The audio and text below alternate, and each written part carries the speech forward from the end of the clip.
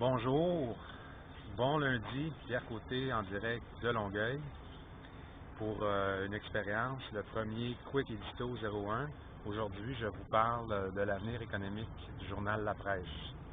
La semaine dernière, La Presse a lancé officiellement son application iPhone.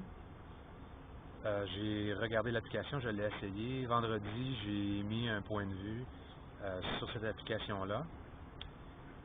Qui a ouvert, si on veut, craquer a little bit de l'avenir économique de la presse.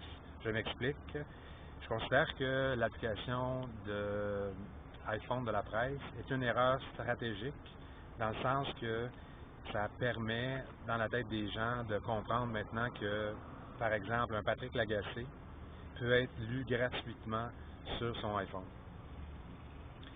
Donc, je n'ai plus besoin de lire la presse papier. C'est ce que j'annonçais la semaine dernière. Pour moi, c'est la mort utilitaire de la presse.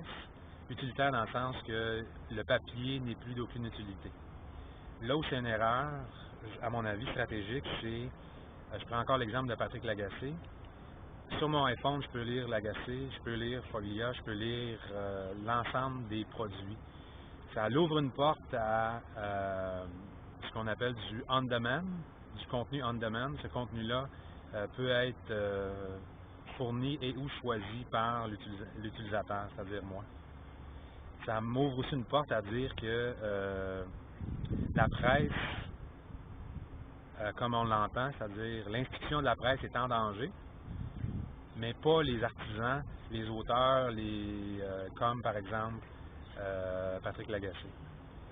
Au point où j'en suis venu à me poser la question, c'est est-ce que Patrick Lagacé, et je lui lance le défi d'une certaine manière, pourrait devenir lui-même propriétaire de ses œuvres, de ses papiers, de ses billets, en créant par exemple une application et vendre à l'unité ses éditoriaux.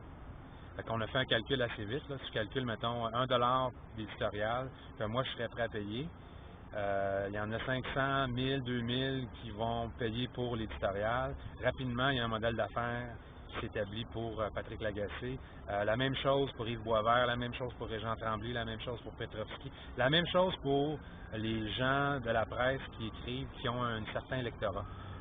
Moi, j'ai lu la presse longtemps, pas pour l'ensemble de la presse, mais pour certains. Marc Cassivi, Yves Boisvert, Foglia, etc., etc., etc. Et là où l'avenir économique de la presse est menacé, c'est justement dans cette offre de on-demand et de choisir qui nous intéresse. Parce que si, je termine avec ça, si je peux lire Foglia, si je peux lire Lagacé, Patrick Lagacé, sur mon iPhone, pourquoi je paierais pour le journal? Et surtout, pourquoi les publicitaires achèteraient la presse, sachant très bien que je retrouve mon lectorat ou Lagacé sur l'iPhone.